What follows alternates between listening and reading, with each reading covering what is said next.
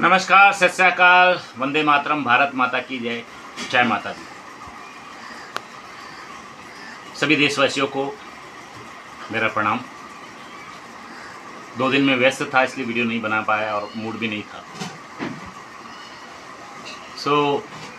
सोचा अब थोड़ा सा बोलना ही चाहिए। जैसे कि आप सभी जानते हैं कि 240 सीट टोटल बीजेपी को आई।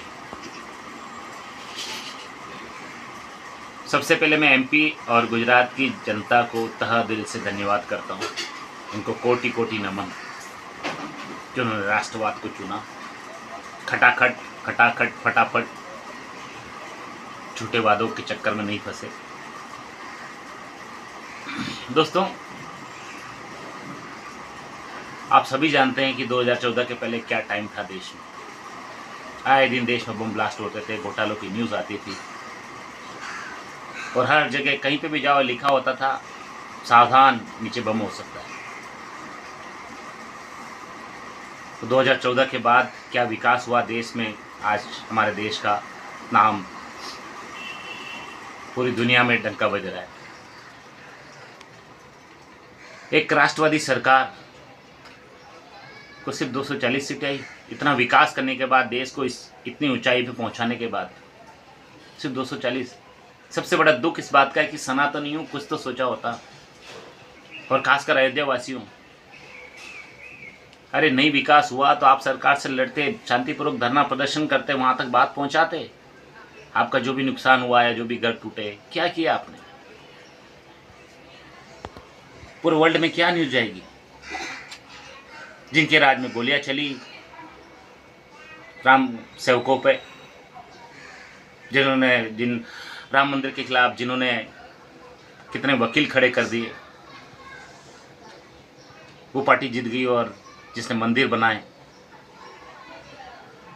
इंटरनेशनल एयरपोर्ट दिया, लाखों वहाँ के लोगों को रोजगार मिला होगा, लाखों लोगों को, उस पार्टी को आपने हरा दिया।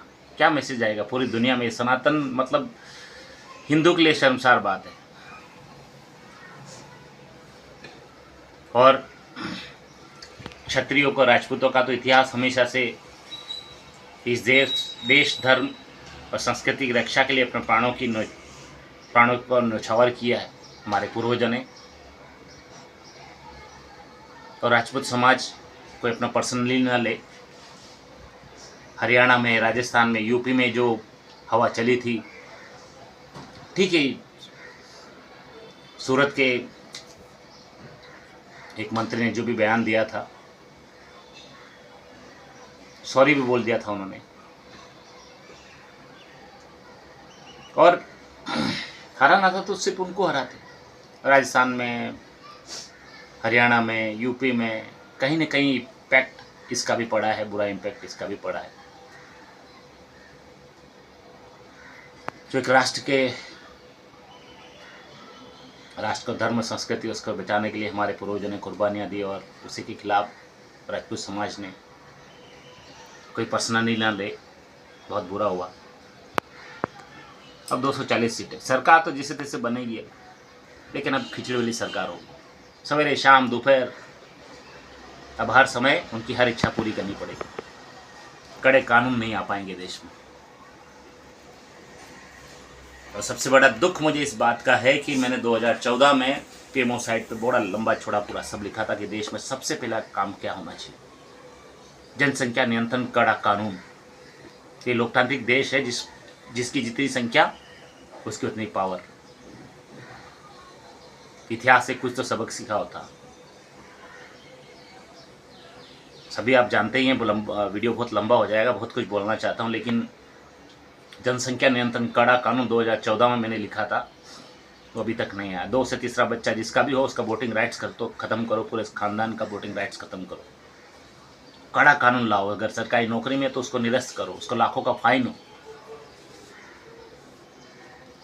इस देश में सब सुरक्षित रहे, आने वाली पीढ़ी सुरक्षित रहे, आपका घर सुरक्षित रहे, आप जो घर बना रहे हो, जो कर रहे हो, वो सब परिवार आपका सुरक्षित रहे आने वाले 20 साल 30 साल के बाद। तो उसके लिए देश में कड़े कानून लागू होना बहुत ज़रूरी है, जब शायद